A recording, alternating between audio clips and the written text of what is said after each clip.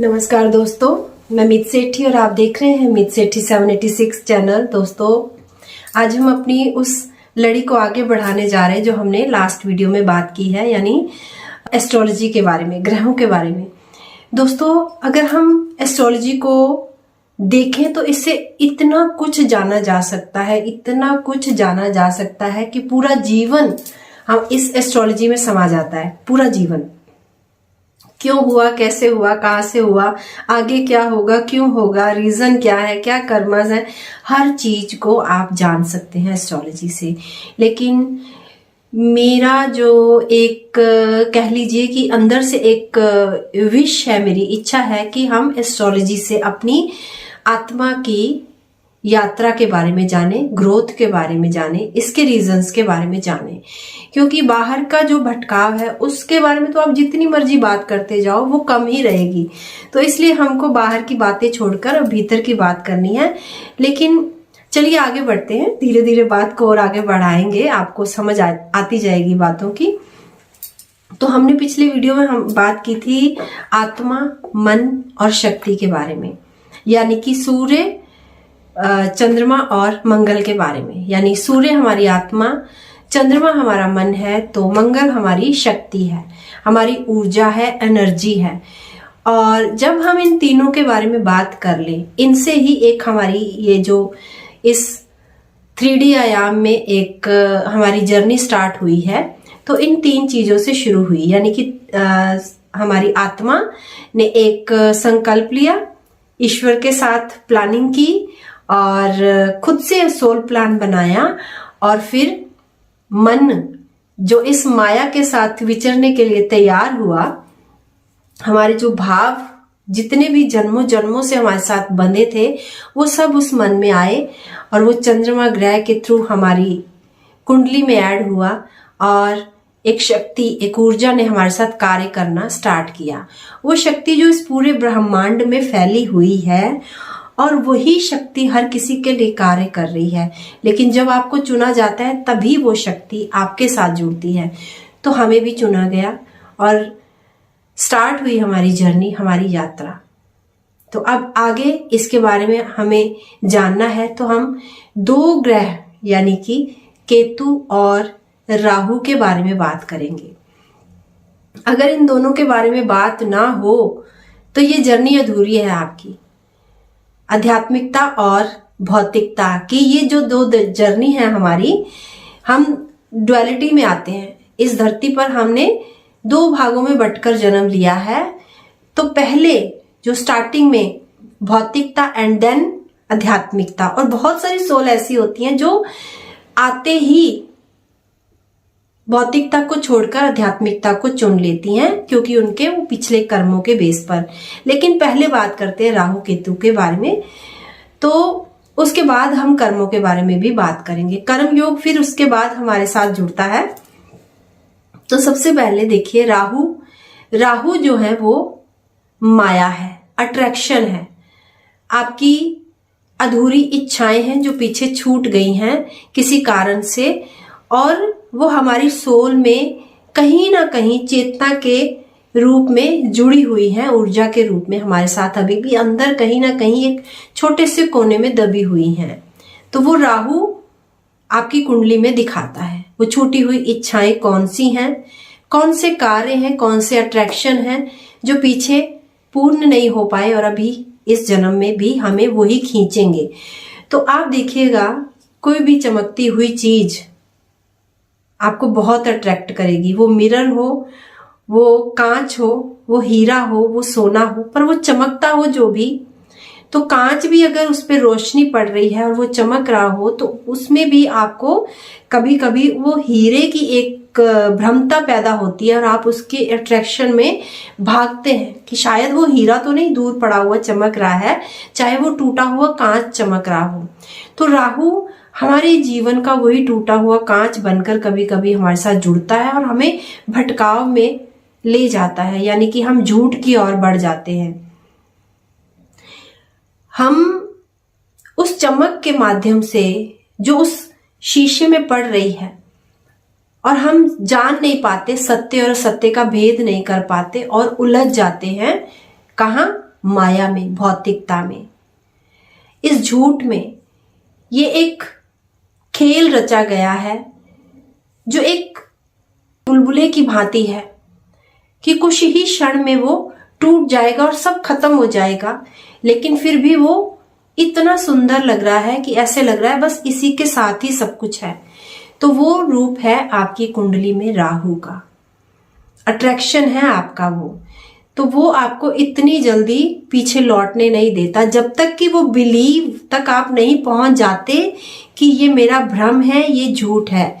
जिस क्षण आप उसको टच कर लेते हैं, उस टूटे हुए कांच को, और उठाकर जब आप देखते हैं कि ये तो झूठ है, ये कोई हीरा नहीं है, ये चमकती हुई चीज अमूल्य है, इसका कोई मोल नहीं, आप उसको फेंक देते हैं एंड देन आपका भ्रम टूट जाता है। आप फिर मुड़कर उसकी ओर नहीं देखते, चाहे वहां फिर चमक भी पड़ रही हो, और तब आप देखकर भी उस चमक से अपना मुंह मोड़ लेंगे, क्योंकि तब आप सत्य को जान जाते हैं। तो राहु आपको उस झूठ से अवगत कराएगा आपकी कुंडली में। और अब बात करते हैं केतु की। तो केतु जो है वो एक तड़प है कि जब आपके हाथ में कोई चीज आने वाली है, मान लीजिए आपके सामने एक बहुत बड़ा विशाल समंदर है और आपको पता है आपको बहुत प्यास लगी है और वो समंदर अब आपके सामने है, पर किसी कारणवश उसके बीच में एक मोटी कांच की दीवार है और आप सिर्फ उसको देख सकते हैं, अब उस वाटर को आप छू नहीं सकते। तो आप क्या फील करेंगे? आप तड़प जाएंगे उस पानी को पीने के लिए भी। किसी भी तरह से ये कांच की दीवार टूट जाए और मैं वो पानी पी लूं, वो तड़प है आपकी कुंडली का केतु। तो ये दो ग्रह इतने इंपॉर्टेंट है कुंडली में, और इनको हम डर, भय और बहुत सारी चीजों से जोड़कर देखते हैं। लेकिन अगर हम इसको क्लैरिटी से देखें, समझकर देखें कि वो अट्रैक्शन और वो तड़प क्या है, तो आपका पूरा जीवन बदल सकता है।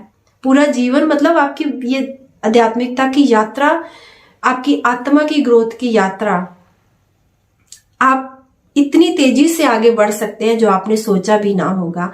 और ये राहु एक ऐसा असत्य, एक ऐसा झूठ, एक ऐसा भ्रम पैदा करता है जीवन में कि आप इस असत्य के पीछे, इस भ्रम के पीछे भागते हुए पूरा जीवन बिता सकते हैं, पर ये खत्म नहीं होता, और चमकता है और चमकता है। जितना आप इसके पास जाते हैं और अट्रैक्शन बढ़ता है जितना आप इसके पास जाते हैं। और ये अट्रैक्शन आपके जीवन में बहुत सारे रूपों में आ सकता है, इसका एक रूप नहीं होता। कभी ये रिलेशनशिप के माध्यम से प्यार बनकर आप इतना बह जाते हो उस झूठे प्रेम में कि आप सबको, अपने माता पिता, अपने कर्तव्य, अपने साथ जुड़ी हर चीज को छोड़ने को तैयार हो जाते हो।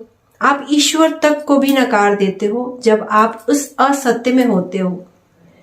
लेकिन वो भ्रम जब टूटता है आप पूर्ण टूट जाते हो, क्योंकि कभी कभी वो कांच जब आप उसको उस अट्रैक्शन में पकड़ते हो तो आपको चोट भी लग सकती है और देन आप टूट जाते हो। उसको फिर हील होने में, उस जख्म को भरने में बहुत लंबा टाइम लगता है।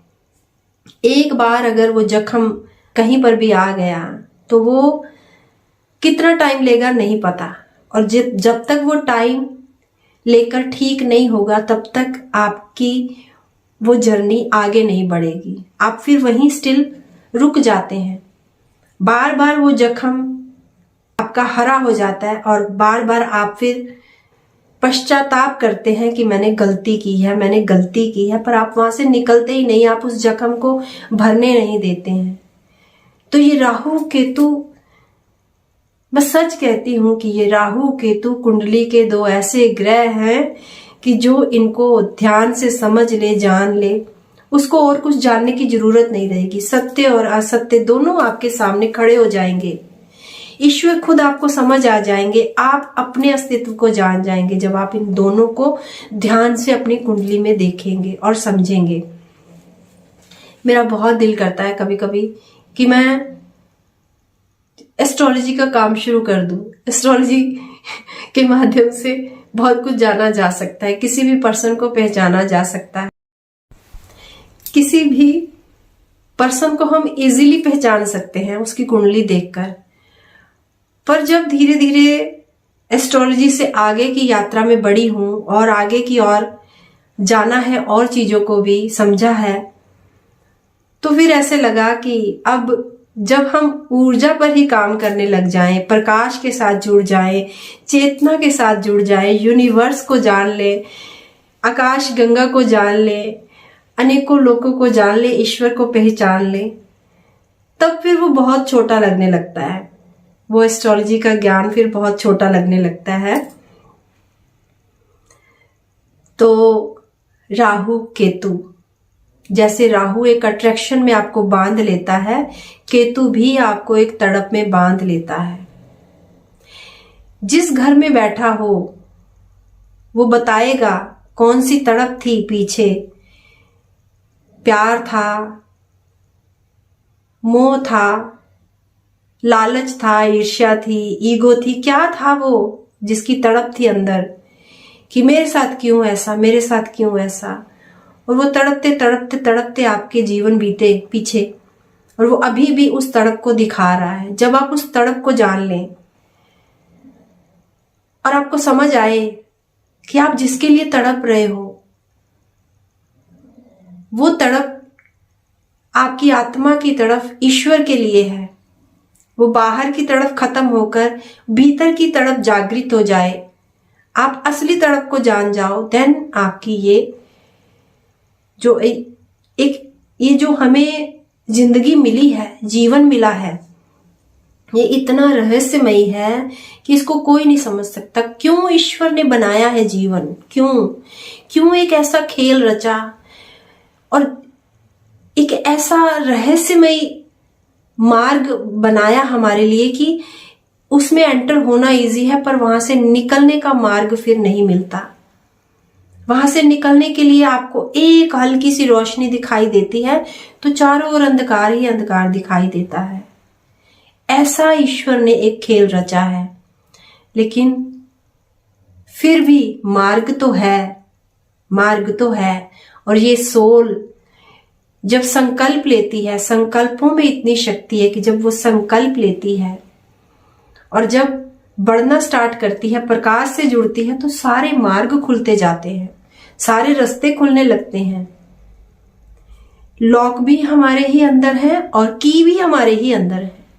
वो ढूंढते हुए हर की को, हर लॉक को खोलते जाना है और बढ़ते जाना है। और ये जो आपकी कुंडली है और इसमें बैठे हुए जो ग्रह हैं, वो लॉक भी है और वो की भी है। वो दिख रहा है कि भारी है, ये ग्रह भारी है, ये ग्रह भारी है, ये ग्रह भारी है, और उस ग्रह को खोलने की चाबी भी वहीं पर छुपाई है ईश्वर ने। तो वो साइंस भी है और वो एक साइन भी है, एक मैसेज भी है कुंडली आपके लिए कि आप चाहें तो अभी के अभी बैठकर अपने पूरे जीवन को आप कुंडली के माध्यम से देख सकते हैं। तो राहु और केतु आपके जीवन के दो ऐसे ग्रह, दो ऐसे मैं कहूंगी नकारात्मकता और सकारात्मकता, दो रूपों में आपकी कुंडली में बैठे हैं, जिसके माध्यम से आप ना केवल अपना जीवन, अपने पूरे परिवार का जीवन, अपने आसपास का जीवन, इस पूरी सृष्टि का जीवन बदल सकते हैं इन दो ग्रह के माध्यम से। तो अपनी कुंडली उठाइए और देखिए कि आपके राहु केतु कहाँ बैठे हैं। अगले वीडियो में मैं आपको बताऊंगी कि कौन से ग्रह में बैठकर राहु क्या दिखा रहा है और कौन से ग्रह में बैठकर केतु कौन सी तड़प दिखा रहा है। तैयार रहिए नेक्स्ट वीडियो के लिए, जल्दी ही मिलती हूँ आपको। बहुत बहुत शुक्रिया आपका। वीडियो अच्छी लगे तो इसे लाइक, सब्सक्राइब और शेयर करना ना भूलिए। इसी के साथ अपनी वाणी को विराम देती हूँ और जल्दी ही एक और वीडियो के साथ मिलती हूँ। तब तक के लिए धन्यवाद।